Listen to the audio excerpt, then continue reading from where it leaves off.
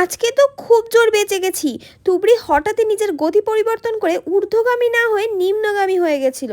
হ্যাঁ, হঠাৎ নিচেই ফেটে গেছিল তুবড়ি। আর এইভাবেই শুরু হয়েছিল আমার কালী পুজোর সন্ধেটা। সন্ধেবেলায় খুব মজা করে আমরা বাজি ফাটিয়েছিলাম আর তারপরেই চলে গেছিলাম ঠাকুরগুলো দেখতে। আর আমার ঠাকুর দেখা শুরু হয়েছিল রক্তচপা ঠাকুরটা দিয়ে।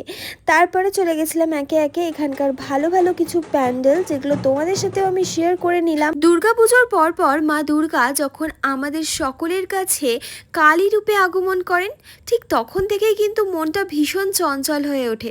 কারণ আমাদের শহরে তো সবে শুরু। হ্যাঁ, আমাদের প্রাণের শহর কৃষ্ণনগর কিন্তু তখন আনন্দে উল্লাসে মেতে ওঠে।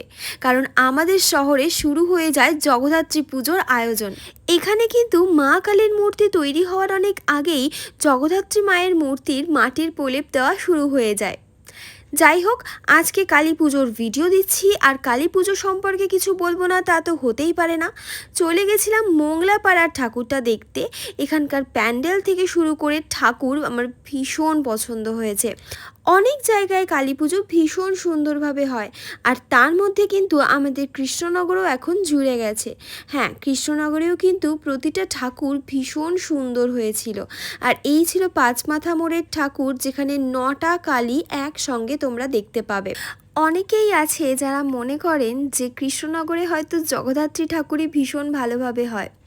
হ্যাঁ, জগদ্ধাত্রী পুজো তো এখানকার ঐতিহ্য, কিন্তু অন্যান্য পুজোগুলোও কিন্তু এখানে খুব খুব সুন্দর হয়। আর একটা ইনফরমেশন দিই, এই কৃষ্ণনগর শহরে কিন্তু যমরাজেরও পুজো হয়। হ্যাঁ, যদিও আগে হতো না, কিন্তু এখন হয়। যাই হোক, এই ছিল আমাদের কৃষ্ণনগরের কিছু পুজো। আর তোমাদের ভিডিওটা কেমন লাগলো? ভালো লাগলে অবশ্যই জানিও, খারাপ লাগলেও বলতে পারো। দেখা হচ্ছে নেক্সট ভিডিওতে। ভালো থাকো।